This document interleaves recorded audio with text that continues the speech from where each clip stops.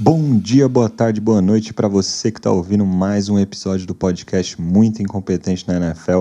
Dessa vez cobrindo os acontecimentos da semana 12, semana de Thanksgiving, que caiu junto com a estreia do Brasil na Copa do Mundo de Futebol da Bola Redonda. Então, uma loucura acompanhar a NFL essa semana. Semana que teve ótimos jogos envolvendo possíveis times de playoffs, então a gente vai falar muito sobre isso no detalhe aqui no nosso podcast, tá? Então, o podcast Muito Incompetente na NFL tem esse nome que é uma brincadeira, com um fundinho de verdade, e na medida que você vai escutando os episódios com a gente, você vai entendendo por quê.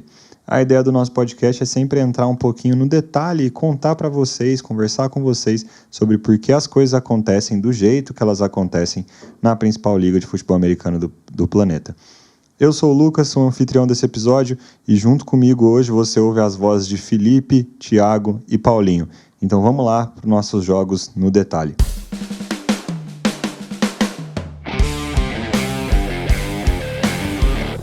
Então, enquanto o brasileirinho curtia um jogo da seleção, uma possível ressaca que estava por vir, a gente tinha o Dia de Ação de Graças na NFL, recheado de jogos na quinta-feira, e um jogo muito bom que a gente teve na quinta-feira, um dos muitos jogos bons da quinta-feira, foi o Giants e Cowboys, um jogo de divisão, um jogo de dois times indo, né, na disputa dos playoffs até o final dessa temporada, e vitória do Cowboys. Uma segunda vitória do Cowboys em sequência contra times que estão na briga pelos playoffs na NFC junto com eles, né? E uma segunda vitória foi o Vikings na semana passada, o Giants agora, com bons jogos da defesa, né? Com a defesa se mostrando muito bem. Paulinho, o Cowboys é o time que ninguém quer enfrentar nos playoffs, agora nesse final de temporada?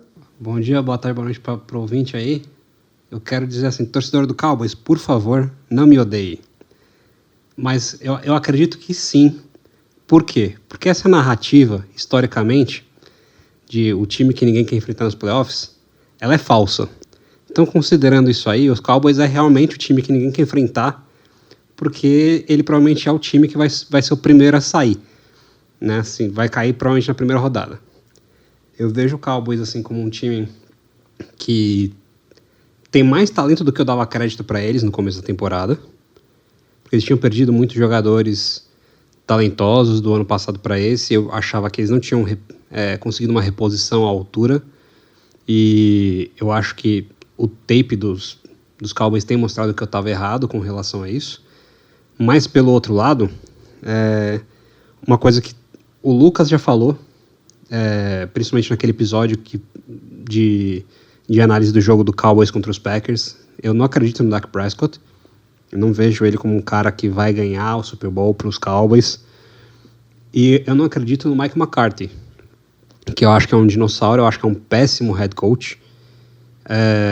E eu vejo que assim, o talento na defesa, ele tá jogando mais do que tem talento. E o ataque é o contrário. Eu acho que o ataque do Cowboys poderia estar rendendo muito mais, apesar do placar desse jogo ser um pouco mentiroso, digamos assim. Né? Esse jogo começa aí com os Giants deixando de fazer um touchdown, que vira um field goal ali. Foi um touchdown que foi apagado por uma falta. E a tônica do jogo, para mim, em muitos aspectos, foi justamente o Giants se sabotando. Muitas penalidades que eles cometem por indisciplina ou por excesso de agressividade, não física, né, mas de agressividade de jogo, digamos assim, né? Então, pass interference, holding na defesa, que são aquelas penalidades bestas. E, enfim, para mim, o Cowboys é o time que vai chegar nos playoffs, talvez badalado, e vai perder o primeiro jogo. O Giants, igual você comentou, ele é top 10 na liga em jardas, em penalidades. E quando a gente olha para a defesa do Giants, ela é a sexta que mais cede jardas em penalidades. Então é um time aí que, ao mesmo tempo que ele é muito bem treinado, ele é muito indisciplinado, né? Eu não sei se essas duas coisas fazem sentido. Essas duas coisas não deveriam fazer sentido juntas, né? Geralmente os times bem treinados, eles têm um pouco mais de disciplina, mas esse é o cenário do Giants até o momento, e isso pune eles de vez em quando em relação aos jogos. Mas no Cowboys, assim, acho que a defesa é brilhante, uma das melhores defesas da liga, não tenho o que falar. A gente viu semana passada contra o Vikings, assim, uma dominância absurda. Contra o Giants não foram tão dominantes assim, mas ainda assim eles tiveram um jogo muito bom. Mas, além da defesa, a gente tem muitas dúvidas no aspecto ofensivo desse time, igual você começou a comentar, Paulinho. Tem a questão do Dak Prescott, enfim, esse ataque às vezes não rende muito bem, mas nesse jogo, enquanto eu assistia, eu tirei o chapéu para o CeeDee Lamb. Que show absurdo desse moleque. 6 recepções. Dele e do Michael Gallup, né? O Gallup também, né? Mas assim, o CeeDee Lamb, é que eu acho engraçado porque o começo do jogo, o primeiro drive de cada time, para mim, ele diz muito sobre o que são os ataques desses dois times. O primeiro drive do Cowboys é CeeDee Lamb, CeeDee Lamb, CeeDee Lamb, CeeDee Lamb. Primeiro drive ofensivo do Giants é Saquon Barkley, Saquon Barkley, Saquon Barkley. Depois que eles começam a mixar. Mas assim, CeeDee Lamb, 6 recepções para 106 jardas. Na terceira temporada dele na liga, é a temporada que ele tem mais recepções por jogo e mais jardas por jogo até agora na carreira dele. E, cara, se solidificando como o recebedor que a gente achava que ele ia ser, né? Um ótimo recebedor nessa liga. Mas não me parece que é suficiente, assim, para os Cowboys. O que vocês acham? Eu só quero adicionar que, assim, o CeeDee Lamb, ele tá fantástico, mas ao mesmo tempo parece que ele não tá chegando onde a gente acredita que ele pode chegar. Eu não sei se vocês concordam com isso, porque eu vejo o CeeDee Lamb, eu lembro do tape dele era extraordinário, eu vejo ele jogando, ele tá jogando muito bem, mas parece que ele não chegou ainda onde a gente espera que ele chegue. Não sei se vocês concordam comigo nisso. Cara, eu discordo um pouco, assim. O CeeDee Lamb, ele teve talvez o lance mais sensacional dessa rodada, o touchdown que não foi e que pra mim foi. Os caras podem explicar aquilo 55 milhões de vezes, eu vou discordar de que o segundo pé não arrasta, mas enfim. E esses números que o Lucas falou, eles poderiam ser dobrados se o Dak Prescott fosse só um pouquinho mais preciso, mais certeiro nos lançamentos deles. O CeeDee Lamb perdeu pelo menos umas 3 ou 4 big plays porque a bola não foi onde deveria ter ido, né? E talvez aí mais 1 ou 2 TBs longos ele deveria ter feito. Então, assim, conta um pouco isso também, né? Quem está lançando para ele. E agora, sobre o que o Lucas perguntou, eu acho que falta para os Cowboys rodar melhor o ataque e envolver os 2 running backs que eles têm no jogo aéreo. Sabe, assim, Zeke e Pollard são muito bons recebendo a bola e eles não estão recebendo a bola esse ano, não sei porquê. Aí é coisa da cabeça do coordenador ofensivo do Mike McCarthy. Porque eles estavam com problema no começo da temporada com o Gallup machucado, o Gallup voltou, depois o Schultz, que é o tight end, machucou, o Schultz voltou, o Zeke não estava correndo bem, voltou a correr bem, só que assim, ainda falta mais uma peça, né? E essa peça talvez pode ser um dos 2 tentando sair do backfield para receber bolas, e isso não está acontecendo. Nesse jogo mesmo, acho que só aconteceu 2 ou 3 vezes, somar os 2. E são 2 caras que geralmente produzem muito recebendo passes, então assim, talvez seja o que falta pro ataque rodar. E eu discordo que os Cowboys perdem na primeira, tá? Até não sei se é o caso de fazer uma deep run nos playoffs, mas de primeira acho que eles não perdem, não. Eu achei que o Zeke Elliott jogou muito bem nesse jogo. Pra ser bem sincero, assim, foi o melhor jogo dele em muito, muito tempo, assim. Eu fiquei até feliz de ver, assim, cara. Tipo, porra, será que ele tá de volta? Porque se ele jogar o que ele jogou isso aí, cara, eu acho... Inclusive, correndo por fora, né? Assim, o que a gente andou criticando muito ele até aqui nesse podcast, falando que ele já não é mais o mesmo, ele tá pesadão, ele é mais um power back. Mas, assim, corridas por fora, né? Que requerem não só força, mas agilidade também, velocidade. Não sei, eu gostei muito do Zeke Elliott. Eu acho que esse ataque do Cowboys ele é meio constipado, assim. E eu acho que pedem muito pouco do ataque aéreo deles. Eu não sei se é um coaching staff que tem medo do Dak Prescott, que está tentando esconder ele. Eu não sei se ele está 100%... Ele voltou de 2 lesões, né? Ele voltou de uma lesão super grave para se machucar de novo esse ano e aí ele tá meio voltando de 2 lesões ao mesmo tempo, de certa forma, nessa temporada, né? E aí eu não sei se estão tentando esconder ele ou o que tá rolando, mas assim, Porque, assim, eu acho que quando pedem alguma coisa a mais dos wide receivers, os caras entregam. Não só o CeeDee Lamb entrega tudo que pedem pra ele, assim, o cara faz tudo que chamam jogada pra ele, exceto quando o Dak Prescott faz um passe, como o Felipe falou, que falta accuracy, alguma coisa assim, um passe muito curto e tal. Ele meio que agarra tudo que vai na direção dele e jogadas até um pouquinho mais longas, assim, mais explosivas. Mas o próprio Michael Gallup jogou muito bem esse jogo. Ele fez uns catches muito, muito bons nessa partida. Então, francamente, eu acho que se soltassem mais esse ataque, confiassem mais no Dak, eu acho que eles podiam chegar mais longe. E eu falo isso ao mesmo tempo que eu acho que ficou bem claro, assim, que... Primeiro, eu acho que esse jogo não devia ter sido tão apertado quanto foi. Mas, assim, ele foi relativamente apertado justamente por erros do Dak Prescott, né? Ele teve 2 interceptações bem feiosas, assim. Esse time do Giants, ele falta muito talento, mas ele é muito bem treinado. Então, os caras fazem uns plays, assim, muito interessantes. E aí... Eu não sei se estão tentando esconder o Dak Prescott justamente por causa dessas coisas, ou se soltasse o moleque e falasse assim, cara, vai lá e faz, se esse ataque não rodaria de uma forma mais explosiva, sabe? E esse é até um jogo interessante você analisar os 2 quarterbacks em cada um dos times, porque os 2 times eles têm um perfil ali, até certo ponto, com várias similaridades, né? Então são 2 times que hoje são, entre aspas, carregados por suas defesas, né? Então a defesa do Giants e a defesa do Cowboys são os 2 grandes destaques das equipes. São também 2 equipes que têm um jogo corrido que vem tentando se estabelecer, né? Então, a gente já falou aqui algumas vezes sobre o jogo corrido do Cowboys, né? Principalmente com o Tony Pollard, que a gente acredita ser mais running back hoje em dia que o Ezekiel Elliott. Mas, enfim, eles têm 2 opções ali muito boas. E o jogo do Giants é completamente baseado num game plan pro Saquon Barkley, né? É extrair até a última gota do Barkley sem dó nem piedade do cara. Porque quando ele não tá correndo, eles estão fazendo screen pro Barkley receber, ou eles estão colocando... Ou RPO. Ou RPO, ou colocando o cara em alguma rota flat, sei lá, para ele receber. E quando não é nenhuma dessas opções, eles ainda estão fazendo um play action para ele chamar a atenção e soltarem uma bomba lá atrás. Então, assim, é completamente baseado no que o Barkley pode oferecer para os caras, sem nenhuma dó de usar o cara. Só que aí vem a grande diferença entre os 2 times para mim, né? Que é o Daniel Jones e o Dak Prescott. Porque, o Daniel Jones, você vê que ele é pouquíssimo ousado. Ele tem suas limitações, vamos lá. Não, vocês estão sendo injustos, porra.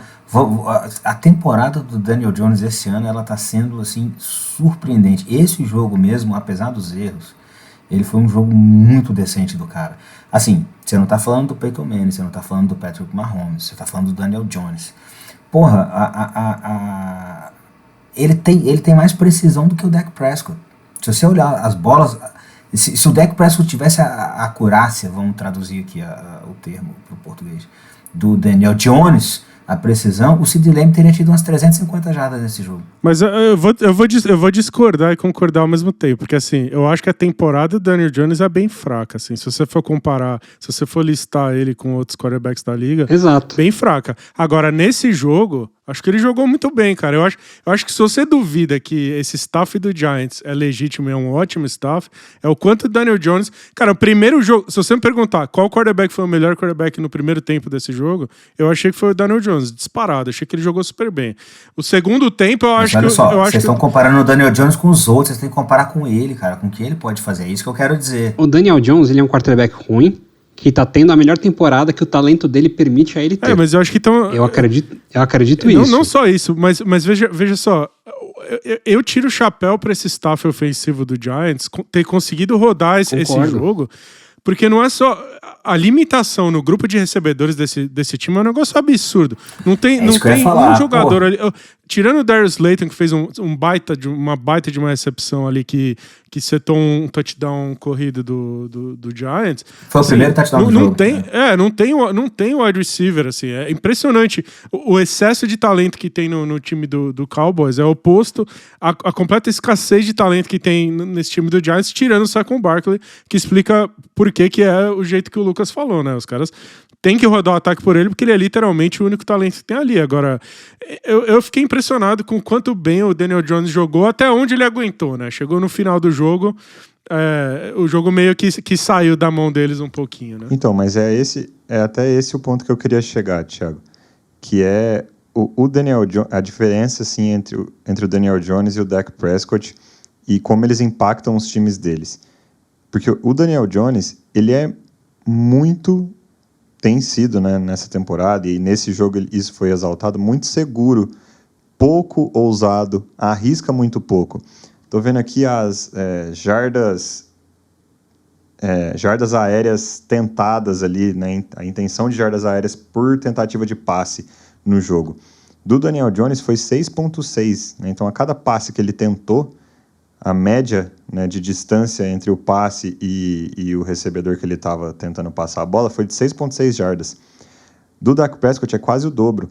Então, o Dak Prescott foi 11.7. O Daniel Jones, ele é conservador, ele ousa muito pouco, ele tá com essa tendência de, cara, ele pega o que estão dando para ele, de vez em quando dão para ele uma bomba, então fala assim, ó, vai fazer um play action e vai mandar uma bomba pro Darius Slayton. Isso acontece todo o jogo do Giants, umas 2 vezes. Mas tirando esses momentos, ele não é um cara que está usando muito, assim. Então, o jogo do Giants, ele tem essa tendência a ser amarrado o tempo todo, amarrado, porque falta ousadia para o quarterback, e aí entra o coaching staff também. Só que com isso, eles também não cometem muitos erros. Do outro lado da moeda, às vezes sobra umas ousadias para o Dak Prescott, que ele faz uns passes que eu não sei de onde que ele tira esses passes. E é nessas bolas que ele tem tomado umas interceptações que podem descarrilhar o jogo pro Cowboys. É que a defesa do Cowboys vem e busca ele de volta. Ele tem interceptação nesse jogo que é bem tosca, assim, sabe? Não, as 2 foram horrorosas, mas assim, eu honestamente acho que vocês estão lendo o jogo dos Giants um pouco errado. Essa pouca ousadia do Daniel Jones e do ataque, na verdade, ela é uma adaptação do que aconteceu até então na carreira do cara. Até então era assim, é um cara que não é o Peyton Manning, não é o Patrick Mahomes, não é o Tom Brady, o Aaron Rodgers, que tentava ser e fazia merda. O que ele está fazendo esse ano? Protegendo a bola. E como o Thiago falou, o único recebedor mais ou menos decente que ele tem é o Darius Slayton, que teve no trade block a primeira metade da temporada inteira e era a 4ª ou 5ª opção nesse corpo de recebedores dos Giants no começo da temporada. O que eles estão fazendo com o que eles não têm, eu acho muito bom. E essa falta de ousadia do Daniel Jones, para mim, é uma adaptação àquilo que não estava dando certo na carreira dele. Se o Daniel Jones tivesse o talento que o Dak Prescott tem ao redor dele, o time seria melhor do que o Cowboys é. Tá, mas alguém assinaria o Daniel Jones? O contrato dele vai acabar no fim do ano. Alguém aqui vai me falar que assinaria ele de volta ou seria atrás de um outro cara? Rapaz, o quarterback do meu time é o Matt Ryan de cadeira de rodas. Eu assinaria o Daniel Jones fácil. Nem a pau, cara. Bom, eu toparia porque se estivesse tancando, eu acho que ele é um bom cara pra colocar pra tancar. Se você precisa de um cara que você soltar as rédeas pra fazer bosta, esse cara é o Daniel Jones. Paulinho e seu amor pelo tanque. Eu adoro o tanque, cara. Não sei, velho. Se eu fosse torcedor do Giants, eu estaria, ao mesmo tempo, muito animado e muito frustrado, assim. Tipo, eu estaria muito animado por esse coaching staff, que eu acho que esse Brian Daboll, eu acho que ele vai dar o que falar, assim. Acho que o cara é de verdade pra caramba, assim. Mas, ao mesmo tempo, fico pensando, cara, a quantidade de talento que falta injetar nesse ataque, eu acho que a defesa, acha um jeito de manter eles no jogo sempre, assim. No playmaking mesmo. Agora, pra mim vai ter que achar quarterback, que é a coisa mais difícil de qualquer esporte, de qualquer país, e ter que montar um corpo de recebedores inteiro, do zero. Ou seja, enfim, a linha ofensiva tá meio caminho andado e running back eles têm lá. Agora, tem que montar um corpo de recebedores inteiro e possivelmente achar um quarterback. Então, ao mesmo tempo que eles estão num lugar super bom, assim, eu acho que eles estão infinitamente longe ao mesmo tempo de realmente querer competir, sabe? Eu acho que é o tipo de coisa que não corrige em uma off-season, sabe? Precisa de muito trabalho. Mas vai depender do apetite. Eles podem pegar emprestado o livro lá dos Rams e em 2 temporadas fazer uns trades malucos e montar o corpo. E lembrando que o Saquon Barkley tá em último ano de contrato, né? A gente não sabe se fica. Tem isso, né? Vão pagar quanto por ele? Tem isso também. Eu acho que o Giants, a não ser que eles rolem um lance, tipo, pegam lá o Lamar Jackson da vida e vai pro pau, eu não sei, assim, eu vejo... é um time que me anima muito e me desanima muito ao mesmo tempo pro futuro, assim. Mas assim, cá entre nós, uma coisa que eu acho que todo mundo que gosta da NFL gostaria, ou talvez não sabe que gostaria, mas definitivamente gostaria de ver, é o Lamar Jackson na mão do Brian Daboll? Do coaching staff do Giants, do Brian Daboll. Pois é o lugar perfeito para ele cair, né? Se for para ele sair de Baltimore, acho que não tem um lugar melhor para ele cair. Acho que um staff que vai conseguir tirar o que ele faz de bem. Porque se os caras conseguem esconder as cagadas do Daniel Jones, o Lamar Jackson são muitos degraus acima, né? Acho que o grande problema do Giants, assim, eu acho que você matou muito no que você falou, Thiago. Muito feliz porque o coaching staff parece sensacional mesmo, parece ser tudo que o torcedor mais otimista esperava. A defesa vem muito bem, tem algumas peças lá já em posição de dar sucesso para o time. O time está com uma oportunidade incrível de ir para os playoffs, assim, e agora chegando nesse final de temporada. Mas, ao mesmo tempo, vai faltar quarterback, vai faltar recebedor, vai faltar muita gente. E muita gente importante, assim, acho que principalmente quarterback é super difícil de achar. Então, e ainda você vai ter que achar com uma escolha no draft de time de playoffs, né? Então, é uma situação realmente complicada para os caras. Agora, meu último ponto só sobre esse jogo é, meu Deus do céu, quanta blitz o Giants manda, velho. Eu fiquei assistindo o jogo e acho que o Cowboys...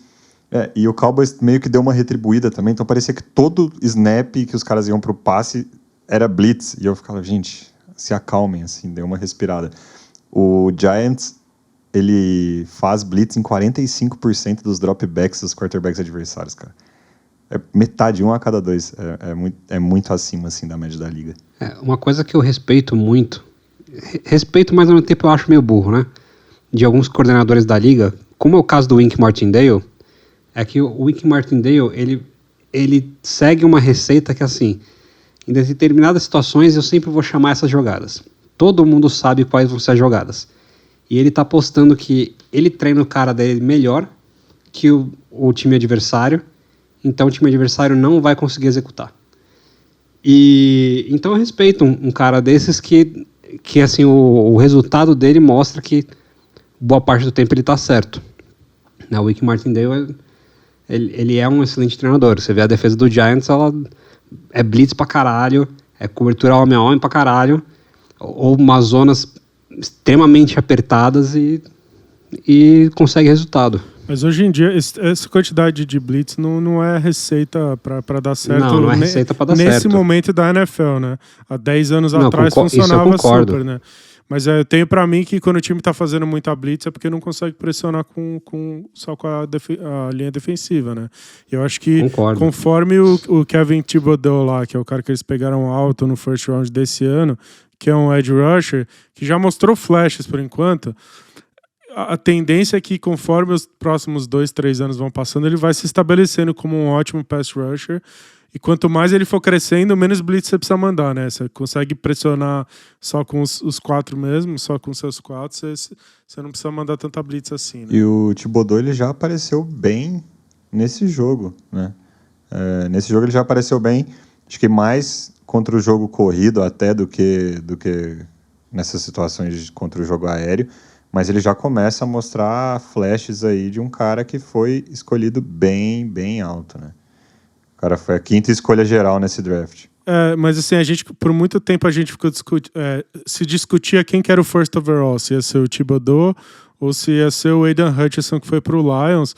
E no fim das contas o Thibodeau acabou caindo durante o draft process e foi 5, né? Por muito tempo falaram que ele ia ser o first overall.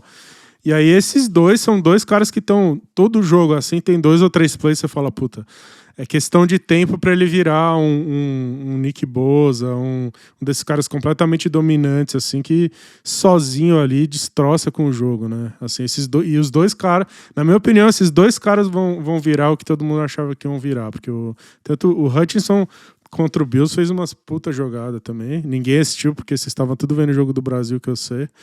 Mas o Aiden Hutchinson jogou muita bola já contra o Bills e também são dois pass rushers que é questão de tempo para eles serem completamente dominantes. Assim. Então aí o Giants, como a gente estava falando, ele tem uma chance enorme de ir para os playoffs. Nesse momento ele está dentro dos playoffs, ele é o 6º time na NFC. Ele enfrentaria o San Francisco 49ers na primeira rodada de playoffs lá em São Francisco. E ele joga... A galera que fez o calendário do Giants também chacota, né? Ela dá uma apertada, porque, enfim, eles saem desse jogo contra o Cowboys para um jogo contra o Washington Commanders, que tá também na briga dos playoffs, é também um jogo de divisão. Então, acho que muita coisa pode ser resolvida na vida do Giants nesse final de semana, talvez. O Giants ele já se enfiou num certo buraco, né? Ele tá com 0 vitórias e 2 derrotas dentro da própria divisão. Em contrapartida, enquanto o Giants joga um jogo de playoffs, joga um jogo provavelmente difícil, o Cowboys vai tentar bater o recorde de maior número de sacks em uma partida, porque eles enfrentam o Indianapolis Colts com o seu quarterback morto-vivo, Matt Ryan, under center, no domingo, no Sunday Night Football. Então, o Cowboys já tem aí um jogo que, na teoria, a teoria e a prática na NFL, elas são sempre muito diferentes, né? Mas, na teoria, o Cowboys vai ter um jogo mais tranquilo aí no fim de semana. Cowboys esse que hoje está em 5º na NFC e iria enfrentar o Tampa Bay Buccaneers em Tampa pelos playoffs. Buccaneers que é um time aí com recorde negativo indo para os playoffs.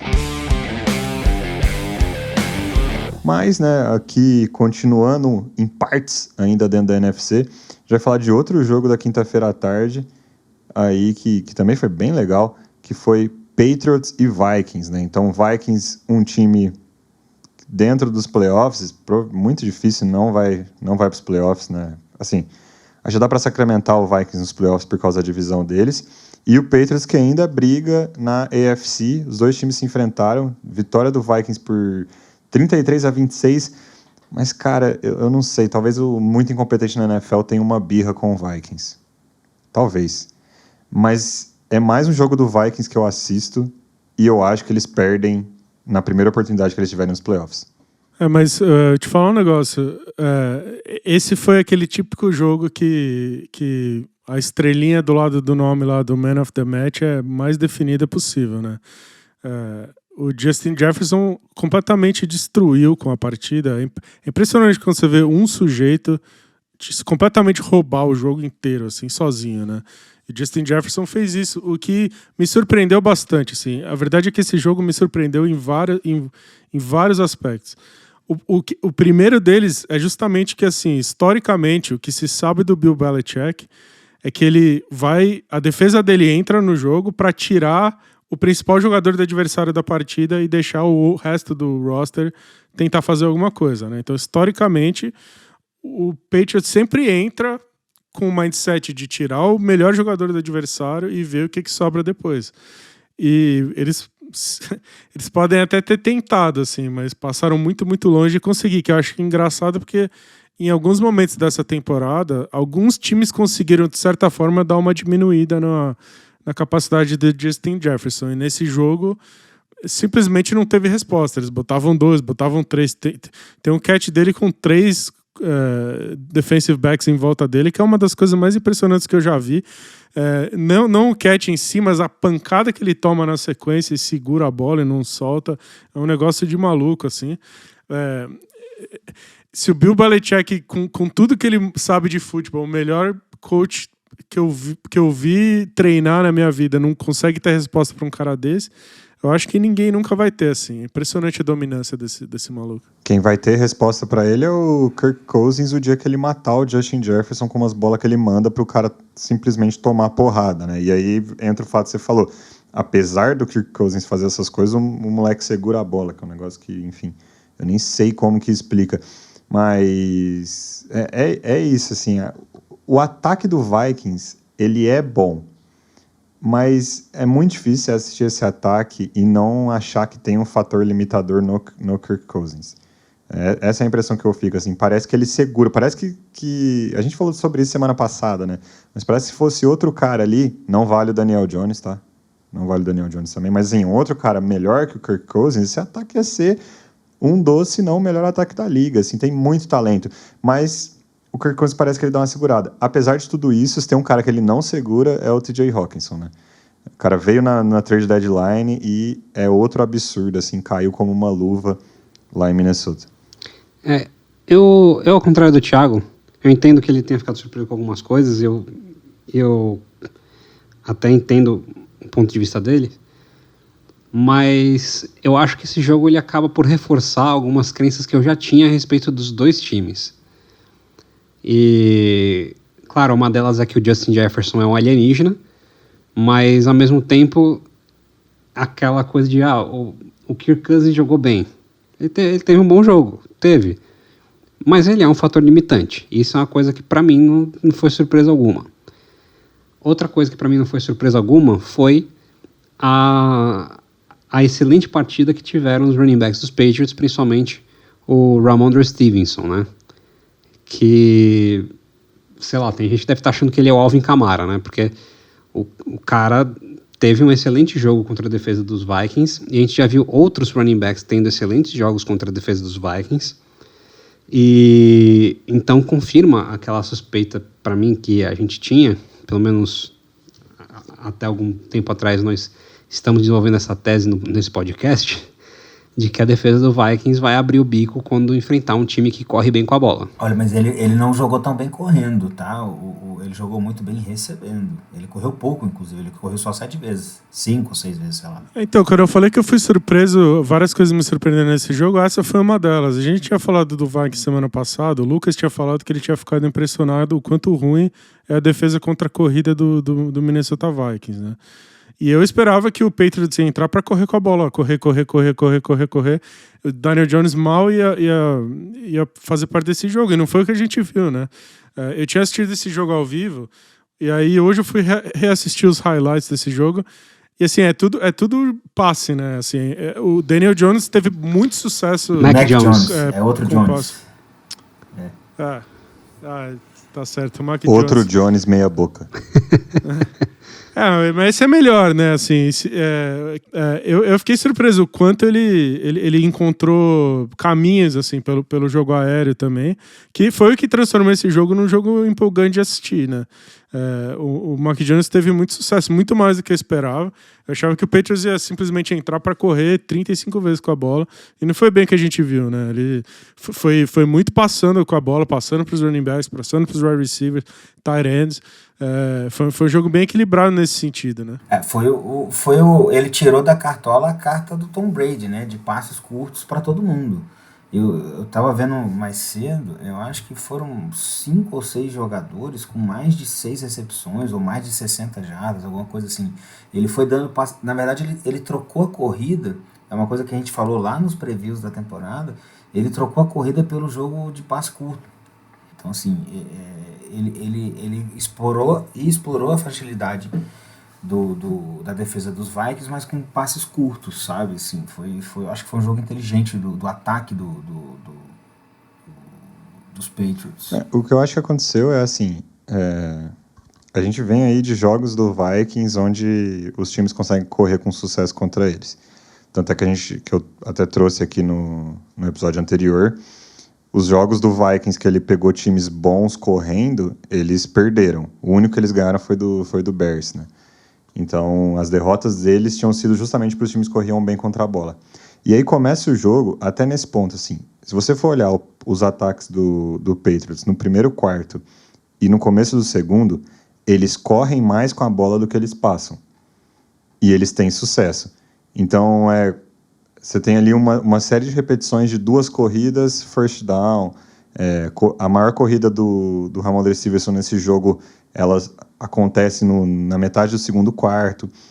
E aí eu só acho que aconteceu o seguinte, assim, o Vikings tinha toda essa memória do último jogo, né, esse histórico deles ruim, e eles começaram a ficar com medo do que o jogo corrido do Patriots podia aprontar contra eles. E eles começaram a morder todas as iscas do Patriots. E aí o jogo aéreo surgiu absurdo. Eu acho que foi ajuste assim, dos dois lados, né?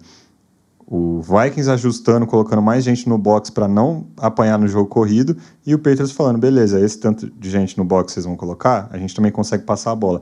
E aí vem o principal ponto para mim, assim, de que eu não consigo confiar no Minnesota Vikings. Porque quando você tem uma defesa que não vai salvar seu time, você precisa de um ataque que tire a sua defesa do buraco sempre. E não tem como seu ataque tirar você do buraco sempre se você tem o Kirk Cousins como quarterback. E aí, quando você olha para a defesa, é assim, quando ela jogou contra times que correm muito bem com a bola, ela perdeu. E hoje, ela é uma das 10 defesas que menos consegue pressionar o quarterback adversário. Então, assim, o que você faz bem exatamente, que eu ainda não consegui entender? Ela tem flashes, ela vai ter 1, 2 drives, que ela vai ter um flash ali, e às vezes fazer um serviço bem feito, mas parece que, no geral, a defesa do Vikings, ela só não tem números horríveis porque o schedule do Vikings foi, até agora, de certa forma, benéfico para eles, né? Para não falar fácil, né? Quero evitar a palavra fácil, Paulinho, porque parece que a gente está menosprezando o Vikings, mas talvez seja exatamente isso, sabe?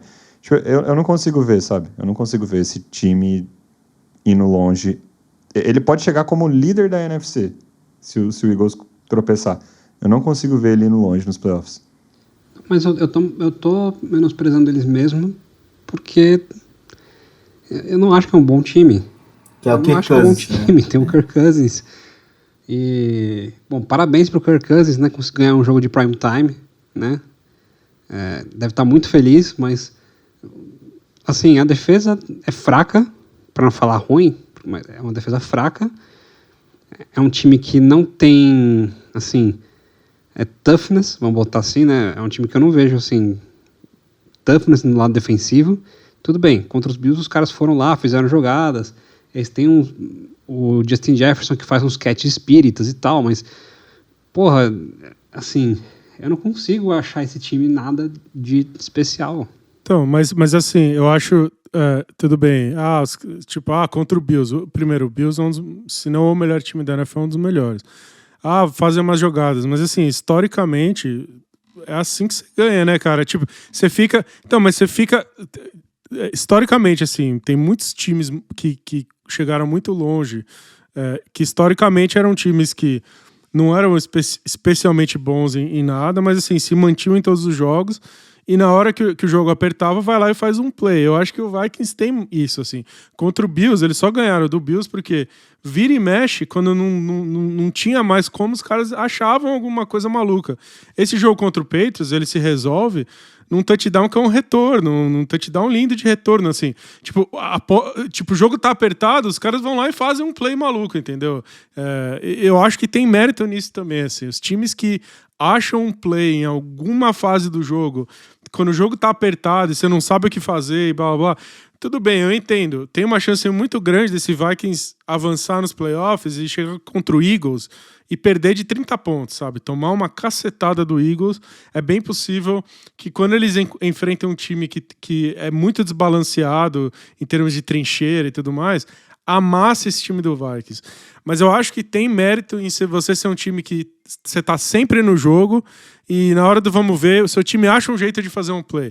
Eu falei que eu me surpreendi com algumas coisas. Uma delas foi o time do Bill Belichick cometer aquela falta que eles cometeram de roughing the kicker, que é uma falta besta, né? Tipo, você força um 3 and out para botar o ataque adversário no campo de novo, e um touchdown de retorno, que foi absolutamente lindo, mas é uma coisa assim, é um play absurdo que os caras acharam, o Vikings achou aquele touchdown. Eu acho que quando o time faz isso consistentemente, eu acho que tem alguma coisa aí, sabe? Eu entendo o seu ponto, só que eu vejo assim, beleza, eles fizeram isso durante a temporada regular.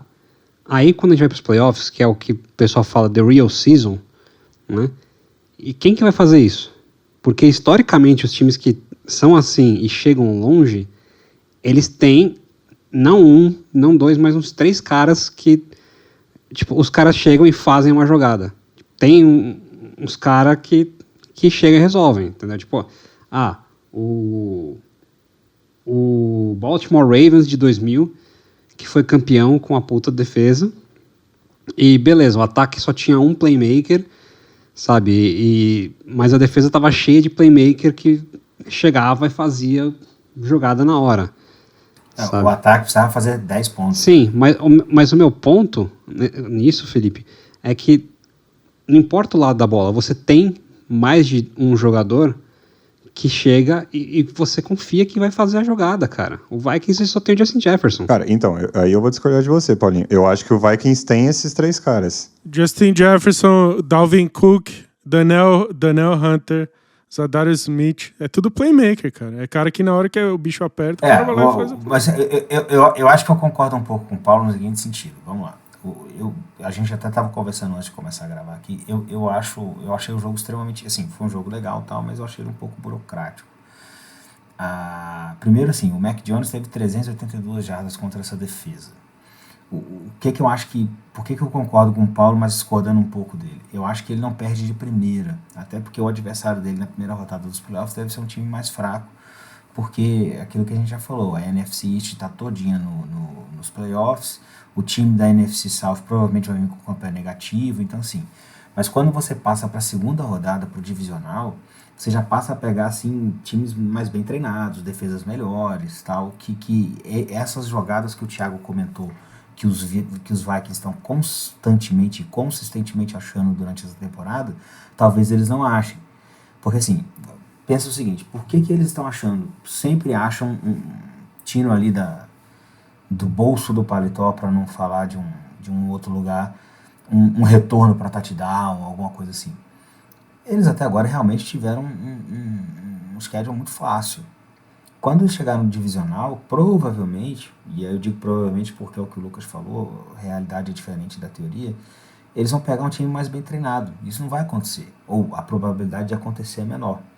E aí eles vão ficar dependendo realmente do ataque rodar com o quarterback que eles têm. Eu acho que eles têm talento. O trade pelo TJ Hawkinson ajudou muito o ataque a rodar, porque virou uma válvula de escape muito boa pro Kirk Cousins. Mas eu não acho que seja suficiente para uma deep run nos playoffs, sabe? Eu acho que assim, é divisional. Talvez Deixa eu fazer uma pergunta para vocês. Fazer uma pergunta para vocês. Super Bowl acho difícil. Se esse Vikings pega o Tampa Bay Buccaneers na primeira rodada dos playoffs, vocês vão apostar contra o Tom Brady ou não? Com esse Vikings? Eu vou. Eu sou Vikings 100%. Não. Não, eu sou Giselo. Ex-Giselo. Paulinho, eu só achei sacanagem você forçou a barra, porque, cara, o Tampa Bay Buccaneers essa temporada é de chorar. Mas é de chorar, mas chegar nos playoffs, bicho. Mas eu vou te fazer uma pergunta também que eu acho mais difícil responder do que o Tampa Bay Buccaneers. O Vikings hoje pega o Washington Commanders. O Vikings vai pegar o pior time que se classificar, o que ficar por último. Provavelmente vai ser o Giants ou o Commanders. Que no caso, ou talvez um Seahawks da vida. No caso hoje seria o Commanders. Você confia que o Vikings ganha do Commanders? Mesmo o Commanders com o Heineken sobre o quarterback? Não. Porque assim, a defesa do Commanders, o jogo corrido do Commanders e ainda o Scary Terry rondando a secundária. Eu acho que o Vikings é favorito? Sim. Eu confio que eles vencem? Não. Nem a pau. E esse para mim é o problema. Eu não consigo confiar num time que, cara, já mostrou muitas vezes que tem falhas, sabe, assim, tem falhas. Se eles pegam o Giants nos playoffs, eu sei que o Saquon Barkley vai correr com a bola 50 vezes, entendeu? Se o Brian Daboll não der a bola pro Saquon Barkley nesse cenário 50 vezes, ele precisa ser demitido. Eu sei que ele vai fazer isso, cara. E o Vikings ganha do Giants, pode anotar. Sabe, pra mim, o grande problema desse Vikings é que eu não vejo nenhum cenário em que eles ganham do Eagles, assim. A não ser que o Eagles tenha uma reviravolta muito grande. Porque eu acho que é um matchup. Porque eu acho que. Porque. E o Niners é complicado. O Niners eu não sei. Agora, o Eagles é um matchup meio pesadelo, assim, pra esse Vikings. Eu acho que quando rolar, se rolar um Vikings-Eagles, eu acho que é pesadelo em todos os sentidos, sabe? É uma secundária absurda interceptando o Kirk Cousins toda hora. pressionando o cara, é uma linha ofensiva destroçando os caras, é running back fazendo 200 jardas corridas. Assim, assim, eu defendo esse Vikings, eu acho que vocês estão dando muito menos crédito pro que eles já fizeram até agora. Dito isso, para eu cravar, por exemplo, Vikings no Super Bowl, eu jamais faria isso, porque eu não vejo muita chance deles passarem do Eagles. Assim, eu acho a chance é praticamente zero. A gente, até falando aí de batalha para os playoffs, a gente já teve Vikings e Eagles na segunda semana da temporada, um amasso do Eagles, enfim. Começo de temporada, muita coisa acontecendo. A gente teve Washington Commanders e Vikings já também essa temporada, na semana 9. Esse jogo foi 20-17 e o Vikings ganhou com um chute faltando 12 segundos para acabar o jogo. Mas o Vikings ganhou do Bills, por exemplo. É o que eu falei.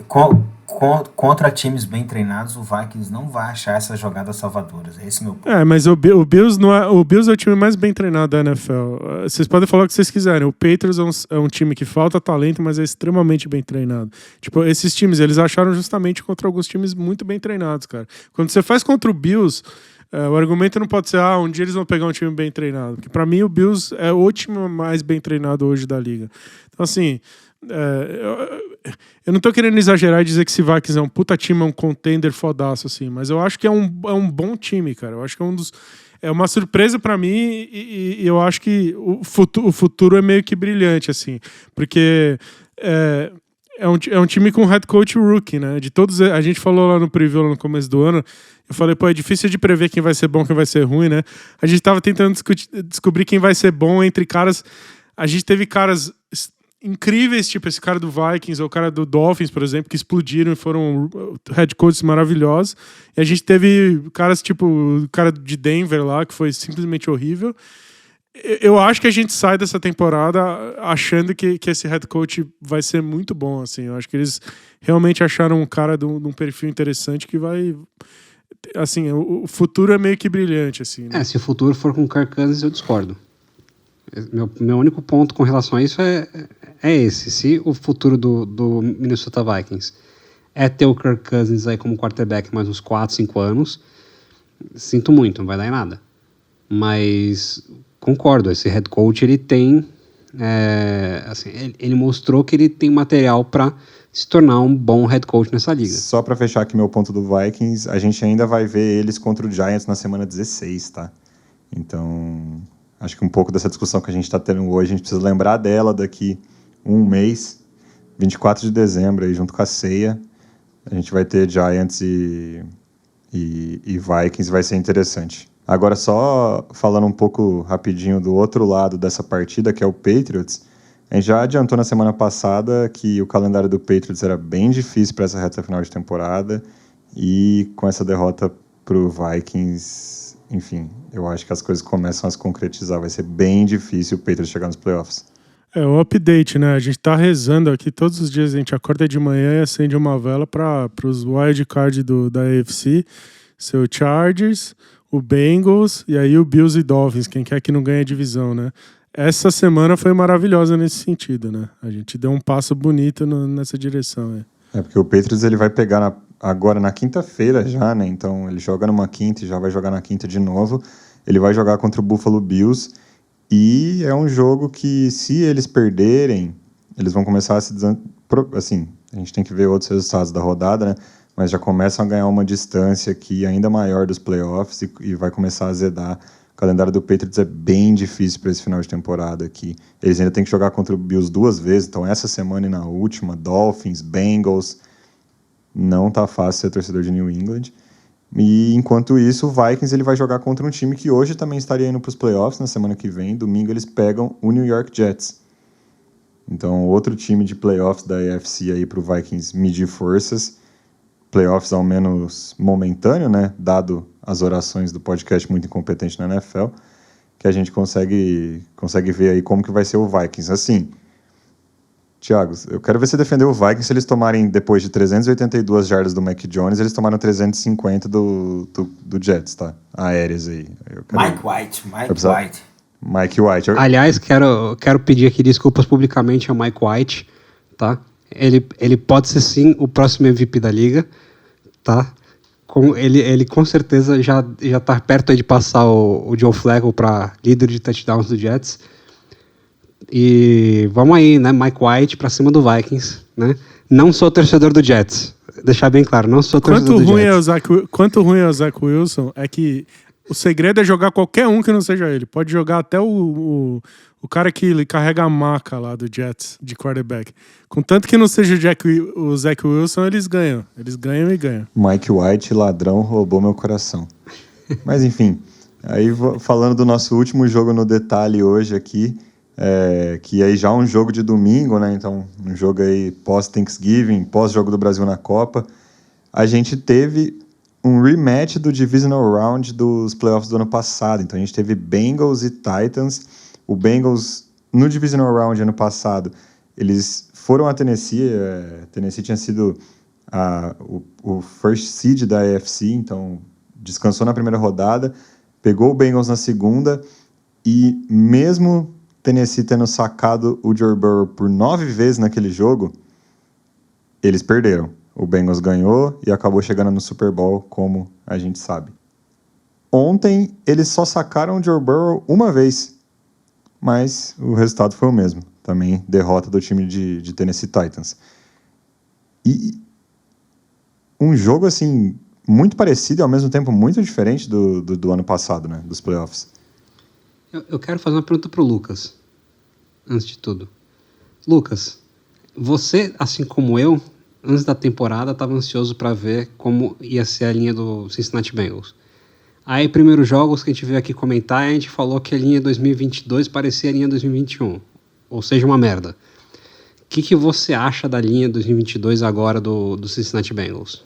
Cara, eu não sei, eu ainda não sei dizer assim, acho que ela ainda é um pouco inconstante, né? Óbvio que ela fez um jogo numericamente bom, só que o Joe Burrow, para mim, ele foi muito inteligente em sair correndo e não ser sacado. E isso evitou ele de apanhar tanto quanto ele apanhou mais ou menos um ano atrás, alguns meses atrás. Foi muito mais ele, a inteligência dele, do que a própria linha dele. O que você achou? Eu tendo a concordar. Eu acho que a diferença entre os jogos do ano passado e o desse é justamente a inteligência do Joe Burrow.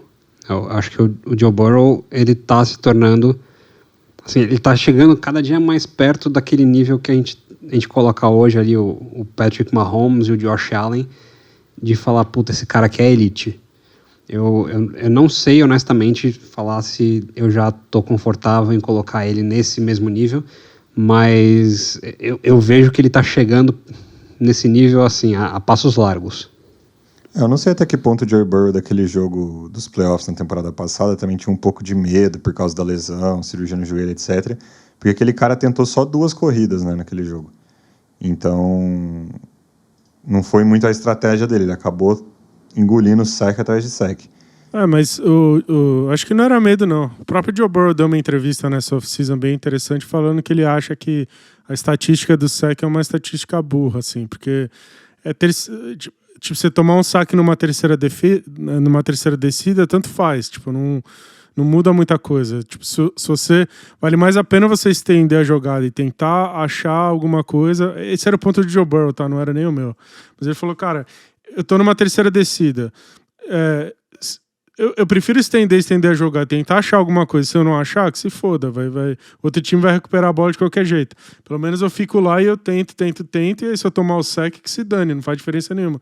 A gente não ia conseguir fazer a jogada, não vai conseguir fazer a jogada. A gente faz o punch e tá tudo certo, né? Então, assim, de 9 sacks para 1 sack, eu não sei se faz tanta diferença assim. Eu acho que o Joe Burrow teve muita dificuldade nesse jogo, por 3 períodos, né? Esse jogo foi pro 4º período empatado em 13-13, com o Joe Burrow durante toda a partida tendo muita dificuldade. E ao mesmo tempo, o Joe Burrow se você quiser explicar por que o Bengals ganhou esse jogo, a explicação é 2 palavras, é Joe Burrow, né? Tipo, basicamente, o time que tinha o Joe Burrow ganhou do time que tinha o Ryan Tannehill. Mas assim, porque o Joe Burrow no 4º período, basicamente por 2 drives, ele foi exatamente o que o Paulo falou, ele foi elite. Ele fez uns passes absurdos pro T. Higgins, em double coverage, inteligência, accuracy, anticipation, tudo que você quer de um quarterback elite, ele teve ali. E no momento em que o jogo se definiu, né? Então, quando tava 13-13, o craque foi lá e resolveu esse jogo pro Bengals, na minha opinião. Cara, e você comentou uma coisa que eu achei muito interessante, assim. Os dois times, eles jogaram esse jogo sem suas quase que as principais armas do jogo aéreo que eles tiveram no Divisional Round na temporada passada, nenhum dos dois times teve esse ano, né? Porque o Titans trocou o A.J. Brown e o Ja'Marr Chase pelo Bengals estava machucado. Ainda assim, os caras, né, que assumiram a posição desses dois jogadores corresponderam muito bem. O Treylon Burks foi o jogador draftado para substituir o A.J. Brown no draft desse ano, novato. Teve um começo de temporada difícil, se lesionou, ficou 6 rodadas fora, mas as últimas 2 partidas deles contra Green Bay, 7 recepções para 111 jardas, e agora contra o Bengals, 4 recepções para 70 jardas. Então, já aparecendo bastante. Agora, o T. Higgins, os últimos 2 jogos dele, ambos sem o Ja'Marr Chase, como recebedor número 1, uma semana atrás contra os Steelers, 9 recepções para 148 jardas, e agora contra o Titans, 7 recepções para 114 jardas. O T. Higgins está se colocando na posição de recebedor número 1 nessa liga, e talvez isso culmine no fato dele não conseguir permanecer no Bengals, mas enquanto isso, o cara tá jogando muita bola, cara, é um absurdo. Eu acho que assim, além disso, tem outros pontos que são interessantes a gente notar nesse paralelo do jogo do ano passado para esse. O primeiro deles, que eu quero apontar também, é que o Joe Mixon não jogou. E acho que fez falta. O Samaje Perine fez até um jogo bom, né? Mas o Joe Mixon fez falta. E o segundo ponto é que a defesa dos Titans, ela também não está com alguns jogadores chaves que tinha no ano passado para esse, né? Mas é uma defesa que contra o passe, ela melhorou muito do ano passado para esse, né? Uma defesa do Titans que a gente não estava acostumado a ver com coberturas como ela está nesse ano, né? Eu acho que é uma das coisas que faz aqui a gente querer louvar o trabalho do Vrabel é justamente a defesa dos Titans, e a defesa dos Titans nunca esteve tão bem contra o passe, né? E mesmo assim o Joe Burrow foi lá e, como o Thiago falou, quarto período, a hora que é importante do jogo, foi lá e resolveu. Mas eu acho que, por exemplo, tem um lance sobre esse jogo que é assim, o ataque do Titans é o Derrick Henry, né? Não tem mais nada. Tipo, ele é o ataque não é que ele roda um ataque através dele, ele é o ataque, né? E eu fiquei surpreso com o quanto a defesa do Bengals era um candidato inesperado a segurar o cara, e eles seguraram. Ele conseguiu fazer uma jogada longa, que até é um touchdown de 60 e poucas jardas que não foi dele, né? Porque ele sofreu o fumble na linha de 1 jarda, sei lá, e aí na linha de 2 jardas, o touchdown cai no colo dele. Até o Burks foi bem inteligente ali em fazer esse play, mas foi a única jogada que o Derrick Henry conseguiu fazer no jogo inteiro. E aí é pouco, né? Tipo, basicamente, o Titans foi para esse jogo tentando fazer assim, ó, vamos fazer esse jogo burocrático aqui, é um vai e vem e tal, e aí chega no final, quem ganhar por 3 levou, né? Eu fiquei bem surpreso, porque assim, o spread de Las Vegas tinha esse jogo, que foi em Tennessee, o Bengals era favorito por 1,5 ponto, e quando essa linha saiu, eu falei, cara, que loucura, né? Tipo, esse Titans bem treinado em casa, azarão, eu fiquei até surpreso, né? E no fim das contas, esse Bengals consegue ganhar por 4 pontos. Mas a verdade é que no momento que eles conseguiram segurar o Derrick Henry, eu acho assim, o Bengals entrou e aceitou que o jogo fosse burocrático, que era o que Tennessee queria. Tipo, vocês querem um jogo burocrático? Vamos fazer um jogo burocrático também. A gente vai mantendo o jogo e tal, e uma hora vamos ver quem vai resolver. E aí o único time que tinha o Joe Burrow para resolver foi lá e resolveu. Então acho que, de certa forma, o Bengals, que não tinha os seus 2 jogadores mais talentosos, os seus skill positions mais talentosos, né, no Mixon e no Ja'Marr Chase, eu acho que a primeira reposição foi boa o suficiente. os running backs reservas produziram o suficiente para compensar a falta do Mixon. E o T. Higgins jogou o suficiente para compensar a falta do Ja'Marr Chase, como vocês falaram. Mas foi um time que aceitou esse jogo porque sabia que tinha mais talento para chegar no final e decidir, assim. Então, eu acho que, de certa forma, o Bengals aceitou esse jogo burocrático aí até o final. Se os Vikings têm o Kirk Cousins, o Titans tem o Tannehill, né? E esse jogo do Tannehill, na verdade, todo jogo do Tannehill, ele prova o que esse podcast vem falando sobre ele desde o primeiro episódio. E ele não vai levar o Titans a lugar nenhum. Todas as vezes que ele teve a bola na mão nesse jogo, ele não fez absolutamente nada. E assim, foram uns passes medonhos. Passe de 3, 4 jardas que o cara dá um overthrow ou joga longe, enfim, muito ruim. E só uma observação, que apesar do time bem treinado, eles perderam o jogo, eles deveriam ter tido um drive para tentar empatar, né? Eles perderam o jogo numa cãibra mental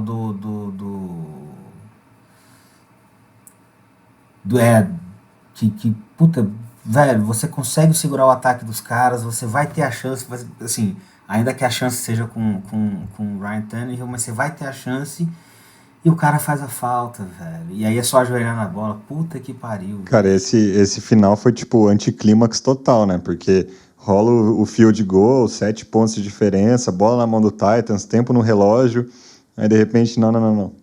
Teve uma falta na jogada e... Teve a falta, o cara pulou em cima do center no field goal, não pode, porra, imbecil do caralho. Porra, foi foda, assim, eu imagino o que o Mike Vrabel falou pra esse cara no vestiário. Tem um lance interessante desse jogo, que é no finalzinho do primeiro tempo. Eu não sei se o Derrick Henry machucou ou se, como tinha pouco tempo de relógio, o Titans foi pro 2-minute drill deles, e aí como você não corre com a bola e o Derrick Henry não faz recepções, ele praticamente não entrou em campo, e foi um drive inteirinho. Eu confesso que eu não assisti esse jogo ao vivo, eu tava assistindo o condensado, eu falei, pô, cadê o Derrick Henry, né? E ficou jogando lá o Dontrell Hilliard, que é o backup, que é o pass catcher. Eu acho que foi basicamente porque foi um 2-minute drill do Titans que o Henry não faz parte dele. E quando o Henry saiu do jogo, foi o momento que o Tannehill fez alguma coisa. Ele moveu... Eles rodam um ataque mais simples da NFL inteira. Eu já falei algumas vezes aqui. Eles rodam um ataque que é de high school, não é nem de college, é de colegial. Mas assim, até que o Tannehill distribuiu ali com os passezinhos curtos e tal. Eles fizeram uma coisa acontecer. Então, para ser bem sincero, assim, se os caras abrissem um pouquinho mais o leque e não simplesmente decidissem que o running back é 100% do ataque deles, eu acho que seria mais interessante. Eu acho que eles estão insistindo em correr com o Derrick Henry. Eles não estão sequer deixando o Ryan Tannehill fazer nada. E eu acho que se esse é o caso, eles deviam tirar o cara e botar o rookie logo de cara e ver qual que é. É difícil fazer isso. Do jeito que tá... Assim, time... mas do jeito que tá, qual que é a chance real? Não, brigando pra playoff e tal, tipo, cara, é difícil bancar o moleque. Mas o Titans saiu da temporada passada com o Ryan Tannehill entregando a paçoca. Basicamente, o Ryan Tannehill é 100% do motivo pelo qual o Titans não conseguiu competir. E é 100% do motivo pelo qual não vão ganhar esse ano também. E agora, o que vai mudar? O que mudou? Não vai mudar nada. Esse ano vai dar nada. Eu concordo com você pelo lado de pragmatismo, assim. Eu concordo que, assim, seria de maior interesse pros Titans botar o Malik Willis pra jogar, pra ver se o moleque tem alguma coisa. Concordo. Assim como eu também concordo que seria melhor pro Atlanta Falcons botar o Reader para jogar, assim como eu acho que o Packers também tinha que colocar o Derek Law para jogar, mas na prática eu acho que não vão botar os caras, e concordo com o Felipe, esses caras não tem muita coisa para mostrar, mas assim, o time tem que saber, porque o time tá pagando o cara, né, tá bancando que aquele cara tem talento pelo menos para estar no roster. Em algum momento você tem que botar o cara para jogar contra a competição de NFL mesmo, para ver se ele consegue. Mas eu não sei se no caso do Titans, esse é o momento para fazer isso. Porque, assim, tudo bem, a gente aqui sabe que não vai ganhar. Mas, quando a gente está falando de resultado, você botar o Malik Willis ali agora, eu acho que é você colocar nele uma expectativa que a torcida tem, que a cidade inteira tem, né, sobre o time, em cima de um moleque que não está preparado para jogar na NFL. Por isso que nesse momento eu não concordo em botar o Malik Willis. Cara, e a NFL tem um negócio também do Any Given Sunday, né? E eu tenho certeza que a concepção do Mike Vrabel é muito em cima disso, cara. É chegar nos playoffs e uma vez nos playoffs... ver o que acontece. Você precisa de 3-4 domingos para ser campeão da liga, assim. É extremamente improvável, dado que a gente sabe sobre o Tennessee Titans. É extremamente improvável, mas any given Sunday. E esse drive que você falou, Thiago, 2-minute drill do Tennessee Titans, eles conseguem avançar 58 ou 68 jardas em menos de 2 minutos, sem o Derrick Henry em campo, e a transmissão norte-americana ela fica até meio bugada, né? Tipo assim, gente, o Henry machucou, assim, é um 2-minute drill e o cara não tá aqui, o que tá acontecendo? Aí quando ele volta do intervalo, eu lembro que volta do intervalo já com ele, né? Aí os narradores, não, tá tudo bem com o Derrick Henry. Até os caras não deram uma bugada, assim.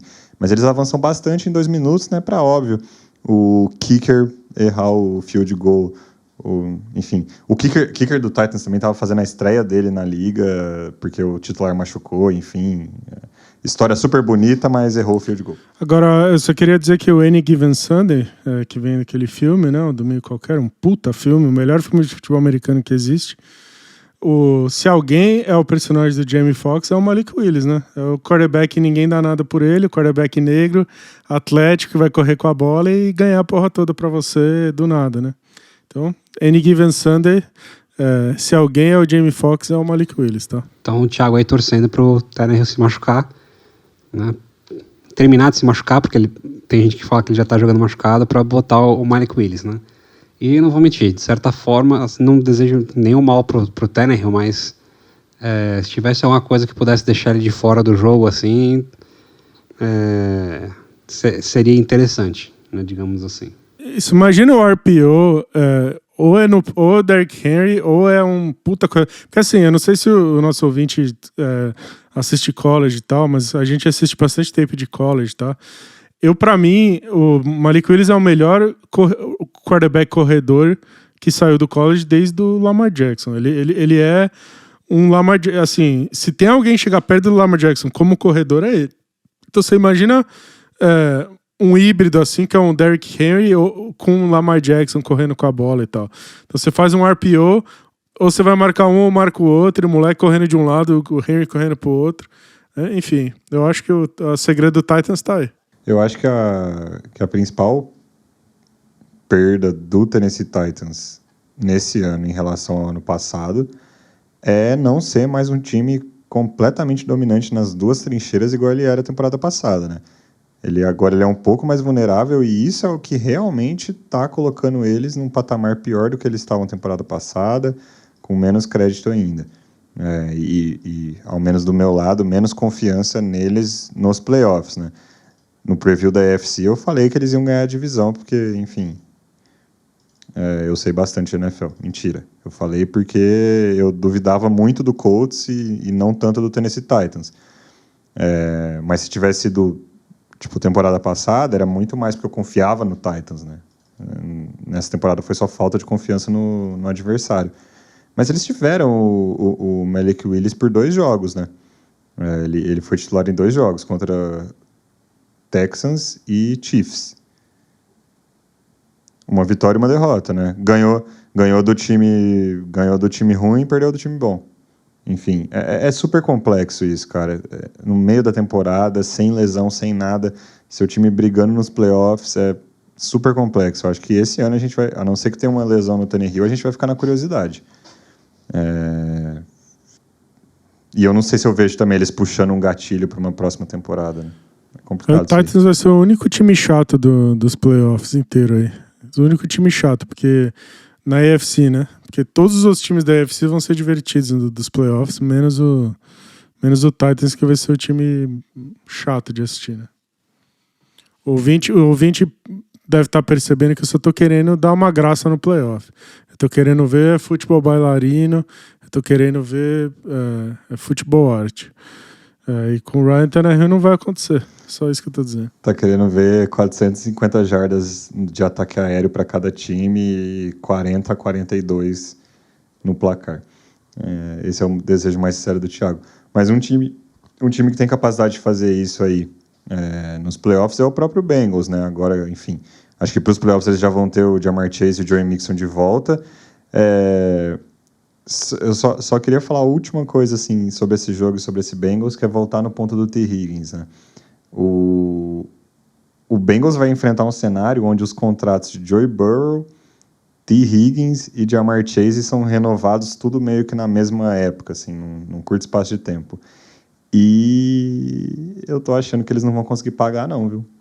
Eles vão ter que abrir mão de alguém e esse cara vai ser o T. Higgins, né? Eu acho. Enfim, você não vai abrir mão nem do Joe Burrow e provavelmente entre T. Higgins e Ja'Marr Chase você vai ficar com o Ja'Marr Chase.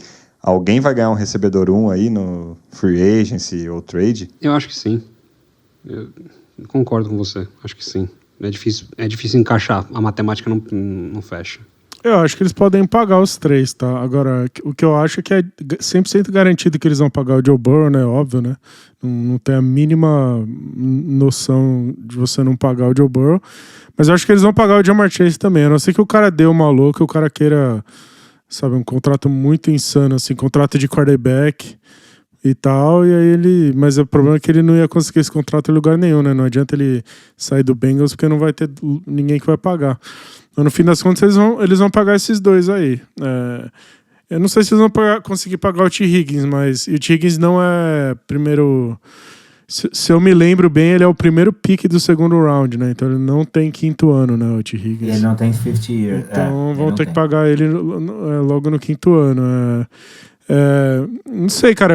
Eu acho ele muito bom. Eu gostava muito, muito dele, assim. Eu tinha ele, acho que como wide receiver 4 da minha lista. Quando ele foi draftado pelo Bengals, ele era o jogador mais alto do meu board. Eu sempre gostei muito dele desde o college. Agora, se você for olhar o tape dele de college, ele era um playmaker absurdo. A quantidade de plays louco que ele fazia. Então, de fato, eu acho um pouco desperdício ele ser o wide receiver 2. Tem a questão divertida dele ser um wide receiver 1 que recebe cobertura de wide receiver 2. E com um quarterback inteligente, né? Ele pode ter um caminho para produzir muito, né? Mas o cara é o wide receiver 1, né? Esses jogos dele sem o Chase, ele provou que ele é o wide receiver 1, né? Não tem nem a menor dúvida. Porque o que eu acho mais complicado é assim, o Joe Burrow, ele vai vir para 50 milhões por temporada, né? Que é o que um quarterback tá ganhando agora vai ser por aí o que o Joe Burrow vai ganhar. Ele vai ser o quarterback mais bem pago da história da liga, etc. Porque, enfim... Todo ano isso acontece, né? Quando esses quarterbacks muito bons renovam, isso acontece. Aí o Ja'Marr Chase, a gente está falando dos melhores recebedores da liga, né? Esse vai ser a faixa salarial que ele vai estar. Então você tem o Tyreek Hill ganhando 30 milhões em ano, o Davante Adams 28, o DeAndre Hopkins 27, o Cooper Kupp 27, AJ Brown 25. O Ja'Marr Chase vai ficar em algum lugar ali, né? Ou seja, já morreu 75 milhões de seu cap em 2 caras. O que eu acho que pode, assim, jogar contra isso é porque os Bengals eles têm 2 fatores aqui meio que jogam contra. O primeiro é que o head coach deles não é bom. O Zac Taylor não é um excelente head coach. E eu acho que alguns de vocês devem concordar que ele segura um pouco os números que poderíamos ter aí do Joe Burrow, do T. Higgins e do Ja'Marr Chase. E o Bengals é uma franquia que é notoriamente pão dura, vamos colocar assim. Então, historicamente mão de vaca. Então eu acho que a gente pode chegar num ponto aí em que tanto o T. Higgins quanto o Ja'Marr Chase vão achar que eles merecem ser extremamente bem pagos, e de certa forma eles vão estar certos, e o front office do Bengals talvez não concorde com isso. Então eu acho que o que pode contribuir para isso é justamente esse front office do Bengals não querer investir, porque achar que os caras não são o que eles são, e deixar os caras irem embora. Porque meu ponto era justamente o seguinte: você está investindo 75 milhões ali, 70, em 2 caras que você tem que renovar, e no mundo onde o Christian Kirk ganhou 18 milhões, e enfim, eu acho que no preview da AFC eu fiquei indignado que o Christian Kirk ganhou 18 milhões. Hoje eu já até acho que ele, de certa forma, está correspondendo à expectativa, porque ele está jogando muito bem, mas essa é outra história. O T. Higgins vem para essa faixa, E aí você não vai comprometer tanto salário nesses 3 caras, entendeu? Eu quero deixar bem claro. Eu concordo que o T. Higgins merece receber como um dos, sei lá, 5, 10 melhores recebedores da liga. Eu concordo que o Ja'Marr Chase merece receber um salário que está ali também, mais ou menos nessa faixa. Eu só tenho minhas dúvidas que o front office do Bengals acredite isso. Não sei, cara, porque assim, eu acho que o Ja'Marr Chase vai ser o wide receiver mais bem pago da NFL quando ele assinar, isso eu não tenho dúvida. Ele vai ganhar mais do que o Tyreek Hill tá ganhando aqui agora e tudo mais. Eu não sei se o T. Higgins vai ganhar salário top 5 não, mas eu diria que assim, um dos 15 mais bem pagos da liga, vai. Agora, eu acho que faz um certo sentido pagar esses 3 caras, porque se você pagar, esses 3 caras é um troço meio garantido, né, velho? Você pode sobreviver de vários outros wide receivers rookie, running back rookie o tempo todo. Você gasta muito pouco o resto do ataque e o ataque vai rodar, porque o Joe Burrow com 2 wide receiver 1, assim, é um ataque que vai rodar, independente de qualquer coisa. Porque é muito difícil de marcar, né? E você quer a prova disso, é que a gente esquece semanalmente que esse Cincinnati Bengals chegou no Super Bowl ano passado, né? Assim, tipo, ele já é de tão difícil de marcar que os caras já ganharam a AFC ano passado. E ficou a um Aaron Donald de ser campeão, né? Porque na última jogada, se o Aaron Donald chega 1 segundo depois, o Ja'Marr Chase estava correndo até agora com a bola. Eu vou te falar o que vai acontecer. O Packers vai dar um wide receiver o Aaron Rodgers vai aposentar e aí o Packers vai trazer um wide receiver. Vai trazer o T. Higgins lá pro Jordan Love. E aí o Aaron Rodgers vai comprar um fuzil e fazer um mass shooting em Wisconsin. Porque a cara de doido ele já tem, né? Eu acho que ele vai pro Jaguars, viu? Pra mim faria muito sentido ele ir pro Jaguars. Eu só quis trazer essa discussão aí sobre a montagem do elenco do Cincinnati Bengals, porque eu acho que esse time ele foi pros playoffs, ele foi pro Super Bowl no ano passado, num negócio que foi até meio surreal, assim, anormal, fora do padrão da NFL, né? Um ataque extremamente explosivo, rendendo nos playoffs, que é um negócio que você não vê todo o playoff. E ele tem essa chance de fazer a mesma coisa esse ano. Eu só trago essa discussão que é assim, aproveitem enquanto dá pra ver isso. Mas aí eu acho que, por exemplo, eles chegaram no Super Bowl basicamente pelo talento desses caras, porque o talento desses caras esconde o que o Paulinho falou de que o head coach deles é medíocre, que eu concordo com esse take, assim. E é justamente esse é o motivo pelo qual eles deviam pagar os 3. E se eles tivessem um pouco mais de juízo, eles mandavam esse head coach embora e traziam outro pro lugar um pouco melhor. Porque o teto desse time vai sempre ser absurdamente alto com esses 3 caras lá no ataque, sabe? Mas meu ponto é esse, assim, pode ser que a gente esteja de frente pro final dessa era, assim, porque me surpreenderia zero se o Bengals na próxima off-season trocasse o T. Higgins, porque não vai conseguir pagar ele daqui outro ano, justamente para garantir alguma coisa, já pensar numa reposição, negócio meio o que o Titans fez com o A.J. Brown. Me surpreenderia zero. Então, enfim, aproveitar enquanto é tempo as coisas boas que essa liga nos dá, porque tem muita coisa ruim nela também. Mas, enfim, nesse final de semana aqui no domingo, o Titans joga um jogo que é uma pedreira contra o Eagles, e a sorte do Titans é que ele está na pior divisão da liga, né? Então, independente do resultado, se ele perder 2 jogos seguidos para Bengals e Eagles, enfim, não importa muito o que acontecer, o Titans está nos playoffs já, porque a AFC South não consegue competir de forma alguma. Já o Cincinnati Bengals, que está aí na corrida para os playoffs ainda, vai jogar contra o Kansas City Chiefs. Então, uma pedreira aqui, um jogão. Ouvinte que quiser, a gente provavelmente vai fazer esse jogo, né? Eu acho que não tem como a gente não fazer esse jogo, honestamente. Com certeza. Eu diria que a gente provavelmente fala desses 2 jogos na próxima semana, porque são 2 jogos entre time dos playoffs. Agora a gente está indo já para semana 13 da temporada, né? Então, aqui agora é tudo sobre o que pode acontecer nos playoffs, e ver esses times medindo forças é surreal.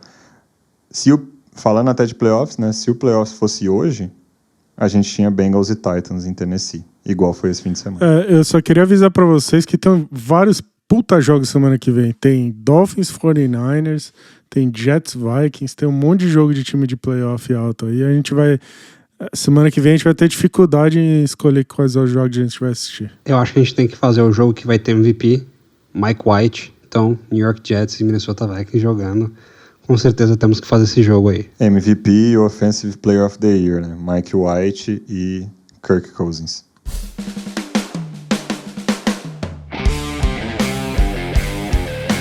Esse foi mais um episódio do podcast Muito Incompetente na NFL, disponível nas principais plataformas de podcast aí do planeta, dessa vez cobrindo os acontecimentos da semana 12, as principais partidas da semana 12 na NFL. Você consegue encontrar a gente no Instagram e no Twitter em @incompetenteNFL e espero que você tenha se divertido. Até a próxima. Tchau, tchau.